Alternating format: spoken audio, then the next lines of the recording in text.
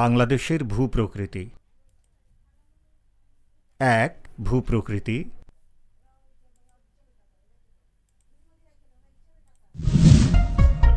বাংলাদেশ পাহাড়ি অঞ্চল।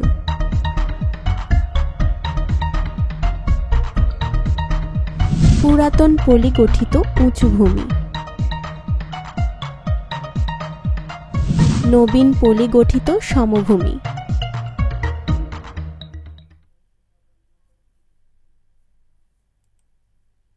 ভূপ্রকৃতি হচ্ছে কোনো দেশের ভূমির গঠন ও অবস্থা, বিশেষ করে সে দেশের বিভিন্ন অঞ্চলের ভূমির উচ্চতার তারতম্য।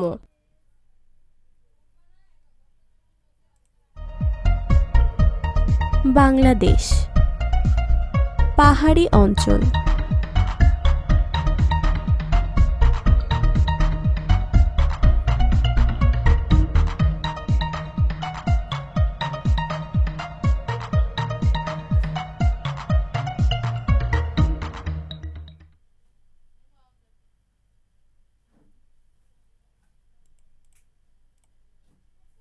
পাহাড়ি অঞ্চল আমাদের দেশের বেশিরভাগ স্থান সমতল ভূমি দ্বারা গঠিত, তবে দেশের দক্ষিণ পূর্ব ও উত্তর পূর্ব দিকে কিছু পাহাড় আছে। দক্ষিণ পূর্ব দিকের পাহাড়গুলোর রাঙ্গামাটি, খাগড়াছড়ি, বান্দরবান ও চট্টগ্রাম জেলায় অবস্থিত। বাংলাদেশের সবচেয়ে উঁচু পাহাড়ের নাম তাজিন ডং, যার উচ্চতা প্রায় 1231 মিটার। দ্বিতীয় উঁচু পাহাড়ের নাম কেওক্রাডাং, যার উচ্চতা 1230 মিটার। এ দুটি পাহাড় বান্দরবান জেলায় অবস্থিত। এই পাহাড়ি এলাকায় বনভূমি আছে। এই বনভূমি বাংলাদেশের সৌন্দর্য বৃদ্ধি করেছে। উঁচু ভূমি পাহাড়ি এলাকা থেকে নিচু, এসব উঁচু ভূমি পুরাতন পলি দিয়ে গঠিত। নদীর স্রোতে বয়ে আসা পলিমাটি জমা হয়ে এসব ভূমি তৈরি হয়েছে। মানচিত্রে এই উঁচু ভূমিকে নীল রং দিয়ে চিহ্নিত করা হয়েছে।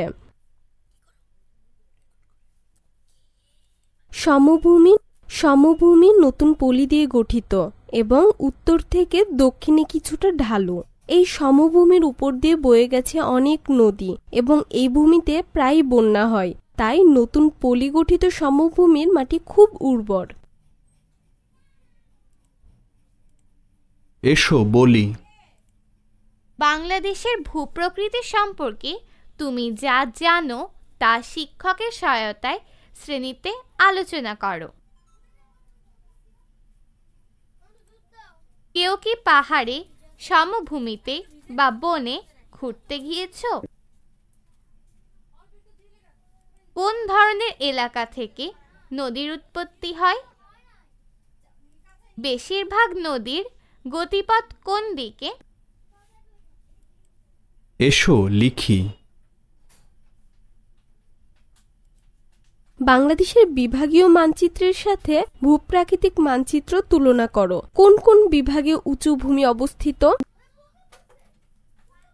উঁচু ভূমি বিভাগ: বরেন্দ্রভূমি, মধুপুরগড়, লালমাই পাহাড়,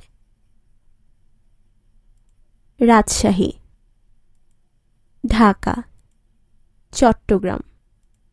আরও কিছু করি। বাংলাদেশের মানচিত্র অঙ্কন করে বিভাগগুলো চিহ্নিত করো। এবার পাহাড়ি অঞ্চলগুলো রং করে মানচিত্রে চিহ্নিত করো। যাচাই করি। এক কথায় উত্তর দাও। পশ্চিমে কোন উঁচু ভূমি আছে? বাংলাদেশের দক্ষিণ পূর্ব সীমানায় কোন দেশ অবস্থিত? বাংলাদেশের দক্ষিণে কোন উপসাগর অবস্থিত? বরেন্দ্রভূমি, মায়ানমার, বঙ্গোপসাগর। উপযুক্ত শব্দ দিয়ে শূন্যস্থান পূরণ করো। ১. বাংলাদেশের পাহাড়গুলোর বেশিরভাগ দেশের দক্ষিণ পূর্ব দিকে অবস্থিত। ২. বাংলাদেশের সবচেয়ে উঁচু পাহাড়ের নাম তাজিন ডং। ৩. দেশের দ্বিতীয় উঁচু পাহাড় চূড়ার উচ্চতা 1230 মিটার। 4. কেওক্রাডং বাংলাদেশের দ্বিতীয় উঁচু পাহাড় চূড়া। 5. উত্তর পূর্ব দিকের পাহাড়গুলোকে টিলা বলে। 2. জলবায়ু।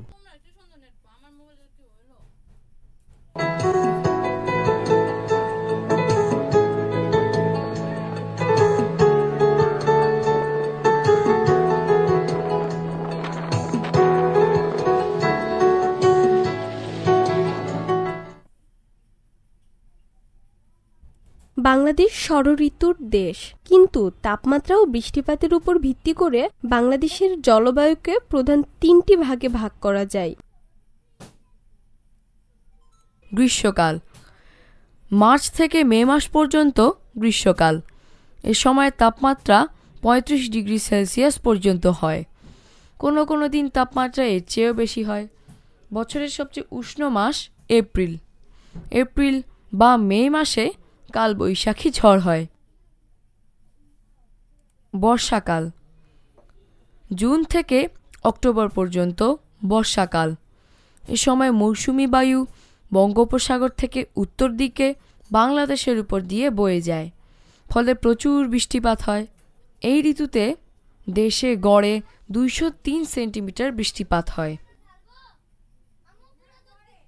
শীতকাল, বর্ষাকালের পরে বাংলাদেশের তাপমাত্রা কমতে থাকে এবং নভেম্বর থেকে ফেব্রুয়ারি মাস পর্যন্ত শীতকাল স্থায়ী হয়। দেশের উত্তরাঞ্চলে বেশি শীত পড়ে এবং এই সময় গড়ে তাপমাত্রা থাকে 18 ডিগ্রি সেলসিয়াস। তবে বাংলাদেশে তুষার পড়ার মতো ঠান্ডা পড়ে না। এসো বলি। শিক্ষকের সহায়তায় 3টি প্রধান ঋতু সম্পর্কে শ্রেণীতে সবার সাথে আলোচনা করো। কোন ঋতুটি তোমার সবচেয়ে পছন্দের? কোন ঋতুটি কৃষিকাজের জন্য উপযোগী? দেশের উত্তরাঞ্চলের শীতকাল বর্ণনা করো। বাংলাদেশে বৃষ্টির উপর বঙ্গোপসাগরের প্রভাব বর্ণনা করো। এসো লিখি। 3টি ঋতুর যেসব সংখ্যাগত তথ্য ও বৈশিষ্ট্য রয়েছে তা লেখো। কাজটি জোড়াই করো। গ্রীষ্মকাল, বর্ষাকাল, শীতকাল। মার্চ থেকে মে মাস পর্যন্ত, জুন থেকে অক্টোবর মাস পর্যন্ত, নভেম্বর থেকে ফেব্রুয়ারি মাস পর্যন্ত। আরও কিছু করি।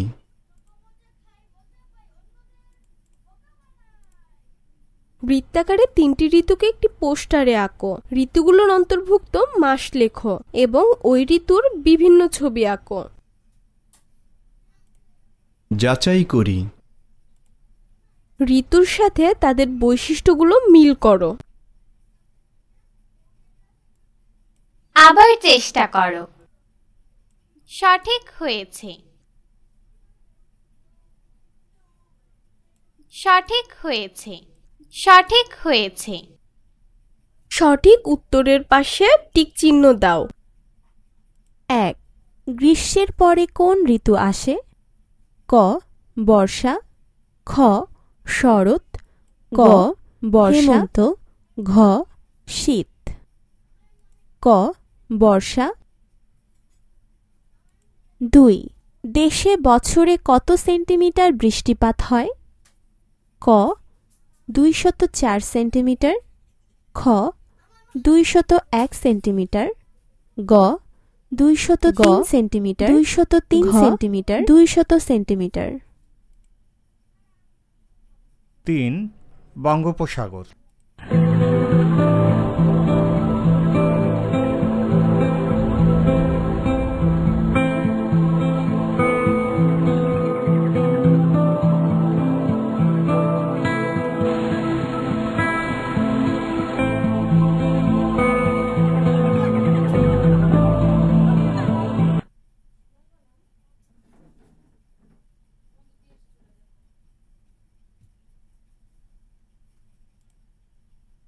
বঙ্গোপসাগর বাংলাদেশের দক্ষিণে অবস্থিত। এই পাঠে আমরা বঙ্গোপসাগরের আশেপাশে 3টি আকর্ষণীয় স্থান সম্পর্কে জানব।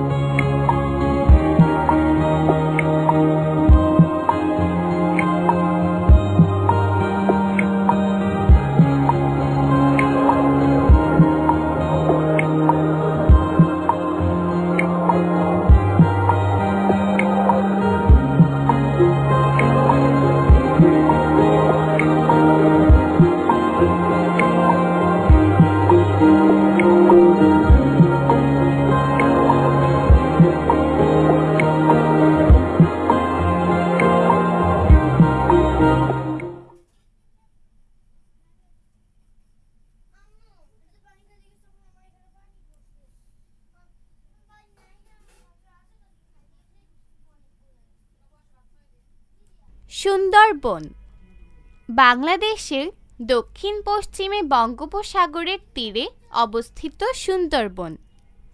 এ বনের নাম সুন্দরী গাছের নাম অনুসারে হয়েছে। এই বন দেশের উপকূলীয় অঞ্চলকে ঝড় ও জলোচ্ছ্বাস থেকে রক্ষা করে। এটি পৃথিবীর বিখ্যাত ম্যানগ্রোভ বন। ইউনেস্কো 1997 সালে সুন্দরবনকে বিশ্বের একটি অন্যতম ঐতিহ্য বলে স্বীকৃতি দিয়েছে। এ বনে বাস করে পৃথিবী বিখ্যাত রয়্যাল বেঙ্গল টাইগার।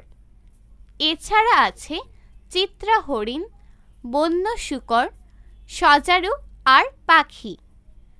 বনের মাছ দিয়ে বয়ে গেছে অসংখ্য খাল ও ছোট ছোট নদী, যেখানে বাস করে কুমির, সাপ ও মাছ। এই খাল আর ছোট নদী সুন্দরবনের মাটিকে করেছে উর্বর।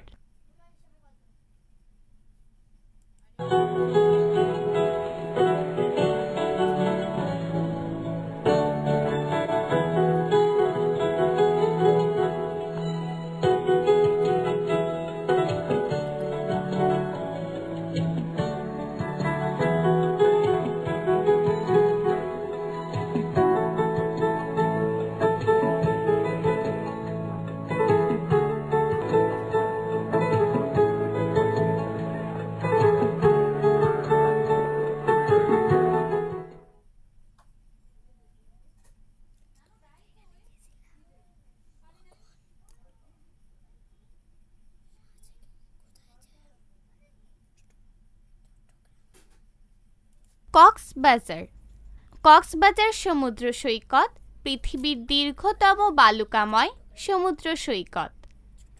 এটি চট্টগ্রাম বিভাগের কক্সবাজার জেলায় অবস্থিত। এই সৈকত বঙ্গোপসাগরের উপকূল বরাবর 125 কিলোমিটার পর্যন্ত বিস্তৃত। সাঁতার কাটা আর ঘুরে বেড়ানোর জন্য পর্যটকদের কাছে কক্সবাজার সমুদ্র সৈকত অত্যন্ত প্রিয়। কক্সবাজার সমুদ্র সৈকতের পেছনে আছে সবুজে ঘেরা পাহাড়। কক্সবাজারের দক্ষিণে আছে সেন্ট মার্টিন দ্বীপ, যা বাংলাদেশের একমাত্র প্রবাল দ্বীপ। হিমছড়ি কক্সবাজার সমুদ্র সৈকত থেকে 18 কিলোমিটার দক্ষিণে অবস্থিত। এটি জলপ্রপাতের জন্য বিখ্যাত। ইনানি বিচ কক্সবাজার সমুদ্র সৈকত থেকে 35 কিলোমিটার দক্ষিণে অবস্থিত। পরিবার ও আপনজনদের নিয়ে অবসরে ভ্রমণ ও সময় কাটানোর জন্য একটি সুন্দর জায়গা হলো কক্সবাজার সমুদ্র সৈকত।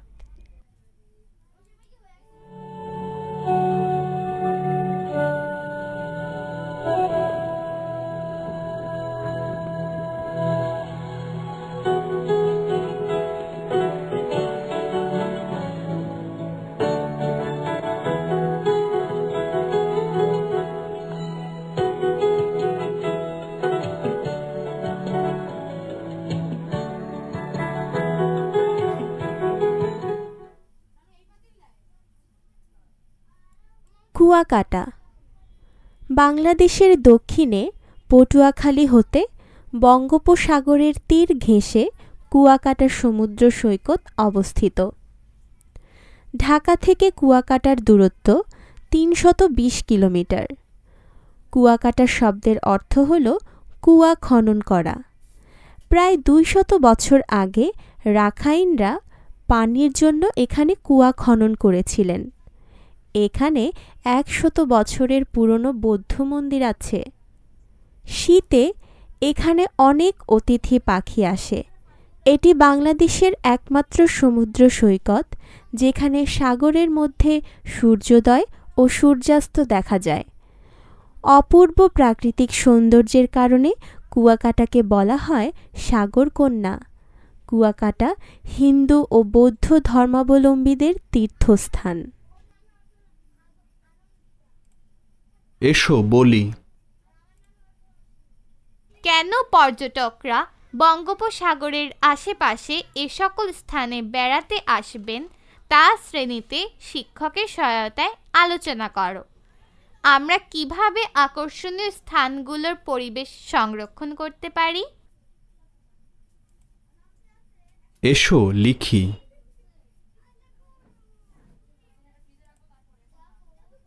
প্রতিটি দর্শনীয় স্থানের আকর্ষণগুলো তালিকায় লেখো। কাজটি জোড়াই করো।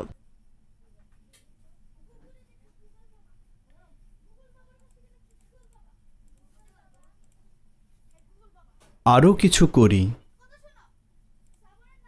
সুন্দরবন বা কক্সবাজার বা কুয়াকাটা এই ৩ স্থানের মধ্যে যে কোনো একটি আকর্ষণীয় স্থানকে বেছে নাও। কেন স্থানটি আকর্ষণীয়? পর্যটকদের উৎসাহিত করতে একটি পোস্টার তৈরি করো। যাচাই করি। বিভিন্ন দর্শনীয় স্থানের সাথে তাদের আকর্ষণীয় দিকগুলো মিল করো। আবার চেষ্টা করো। আবার চেষ্টা করো। সঠিক হয়েছে। আবার চেষ্টা করো। আবার চেষ্টা করো। ৪.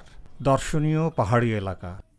এই পাঠে আমরা বাংলাদেশের ৩টি আকর্ষণীয় পাহাড়ি এলাকা সম্পর্কে জানব।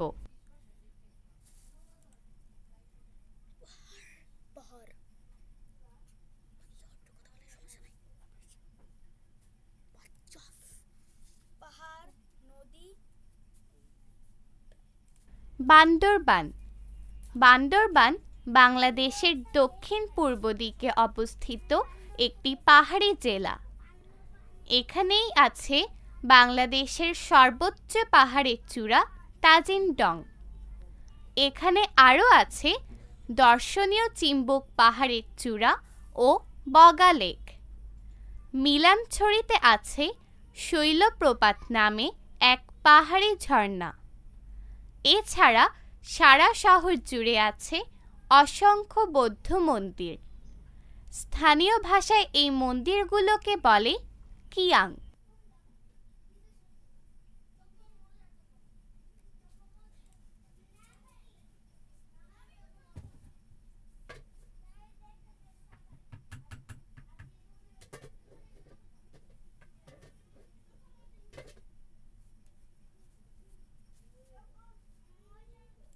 রাঙামাটি। রাঙামাটি বাংলাদেশের আরও একটি পাহাড়ি জেলা। এর পাশ দিয়ে বয়ে গেছে কাপ্তাই হ্রদ। রাঙামাটি সবুজ পাহাড়, বন আর লেকে ঘেরা সুন্দর জায়গা। এটি একটি জনপ্রিয় অবকাশ কেন্দ্র। মাছ ধরা, ঘুরে বেড়ানো ও গোসল করার জন্য জনপ্রিয়। চাকমা, মারমা ও অন্যান্য ক্ষুদ্র নৃগোষ্ঠীর বাসস্থান রাঙামাটি। তাই এখানে তাদের হাতে বানানো পোশাক ও হাতির দাঁতের গহনা পাওয়া যায়। এছাড়া এখানে ক্ষুদ্র নৃগোষ্ঠীদের জাদুঘর আছে।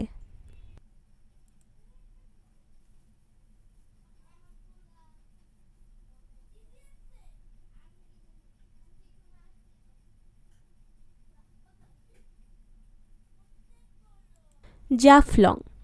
সিলেট বিভাগের উত্তরে হিমালয় পাহাড়ের পাদদেশে জাফলং অবস্থিত। এখানে খাসি ক্ষুদ্র নৃগোষ্ঠীর আবাসস্থল। এখানে মারি নদী থেকে বয়ে আসে অনেক পাহাড়ি পাথর। এই পাহাড়ি পাথর স্থানীয় লোকজন সংগ্রহ ও বিক্রি করে জীবিকা নির্বাহ করেন। জাফলং পাহাড়ে ঘেরা এক সবুজ বন, যা প্রাকৃতিক সৌন্দর্যের লীলাভূমি। এসো বলি। কেন পর্যটকরা বাংলাদেশের পাহাড়ি এলাকায় বেড়াতে আসবেন তা শিক্ষকের সহায়তায় শ্রেণীতে আলোচনা করো। তুমি বেড়ানোর জন্য পাহাড় নাকি সমুদ্র সৈকত বেছে নেবে? এসব স্থানের পরিবেশকে কিভাবে সংরক্ষণ করা যায়? এসো লিখি। প্রতিটি দর্শনীয় স্থানের আকর্ষণগুলো তালিকায় লেখো। কাজটি জোড়ায় করো।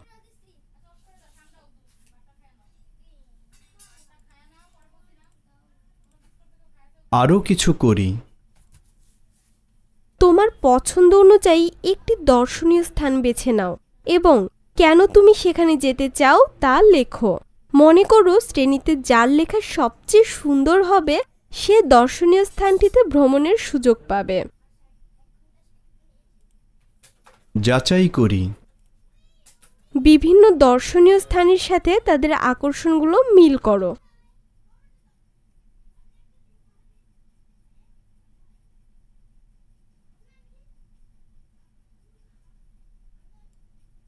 আবার চেষ্টা করো। আবার চেষ্টা করো। আবার চেষ্টা করো। আবার চেষ্টা করো। সঠিক হয়েছে। সঠিক হয়েছে।